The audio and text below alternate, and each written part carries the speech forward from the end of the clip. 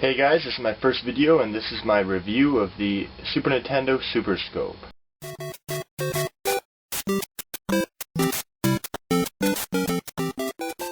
So the Super Scope, released in 1992, was made for the Super Nintendo Entertainment System. This only works on, once again, old tube TVs, so it will have to be one of those bigger, bulkier style TVs that you probably have in like a guest bedroom. You probably don't use one anymore, but that's the only downfall nowadays for it. Believe it or not, this gun is very, very accurate. The ad actually, I think, was saying that it would go to a direct pixel, which it pretty much does. I believe back in the day it was $60 on release, and it came with one game called Super Scope 6. This could be confusing to some people, thinking that maybe there were 5 games before this and that there are more games made for this, but it actually has 6 in 1 just in this box. Now the 6-in-1 game within the Super Scope box, it's nothing special. I mean, what do you really expect with something that's released with an accessory? There's a few fun games. I mean, I don't mind the missile defense or when you have to shoot down other planes, but there are some games that are really lame. I mean, there's a side-scrolling Tetris that literally takes probably about 2 minutes for something to hit the side of the screen just in case you can't aim or something. I don't know why it's that slow or that boring, but I really don't prefer it. But that's one of the problems I'm going to announce about the Super Scope. Now, I don't have a problem with the gun itself or even the game it came with. The only problem I really have with the Super Scope is the lack of games for it. There were only 11 games made that are compatible with the Super Scope gun. So you'd figure you pay $60 back in 1992, and you'd only be able to play 11 games all throughout Super Nintendo history.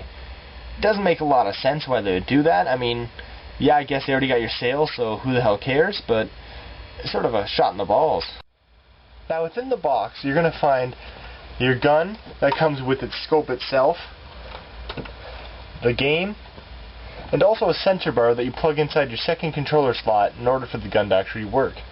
Now when you first look at this gun, first thing you're going to notice is there's 2 slots up on the top. Those 2 slots are actually where you stick the sight. So I'm just going to stick that sight in on the right hand side. You just immediately line up those little marks with the gun, and it's on. So that's that.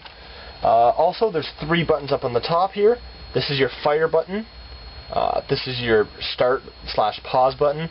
And this is how you turn the gun on. It also has a turbo mode on here. So you're probably going to end up using that like 95% of the time. The only other button this gun has is up on the front handle here. It's a cursor button. It's so you can go through your menus. It's also so you can go through items and games. It's probably not the best location for it.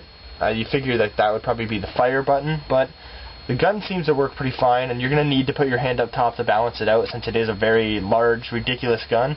So it probably does work out best that way. Now the gun itself is very easy to aim. I mean, you just aim down this tube here, which I guess acts as your sight. Aim it for this. There's a little hole in that, and you can aim right at the screen. Most games will have a calibration mode, so you won't really have to worry about getting used to it. There's no real flaw for the gun, I find. The only thing that I do agree with some people that I've seen reviewing this gun is the batteries. You find your batteries back at the back of the gun. Now this takes 6 AA batteries, and it only lasts about 3-4 hours.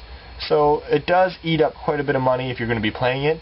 But I can't see people playing this gun for over 3-4 hours at a time anyway. I mean, personally, most games can be beat that fast, and there's not a lot of games out there. So you might only have to go through a few sets of batteries before you actually stop using this gun. In conclusion, the Super Scope is a very good addition to any gamer's collection. You can probably find it at a flea market for about $35 or $40. If not, you'll find it on the internet for anywhere from $65 to about $80. Unless you're a game collector, I wouldn't pay like that. I found mine for $35 at a flea market. But other than that, there's no complaints about the Super Scope, and hope you tune into more of my videos. I'm going to be putting up my game reviews soon.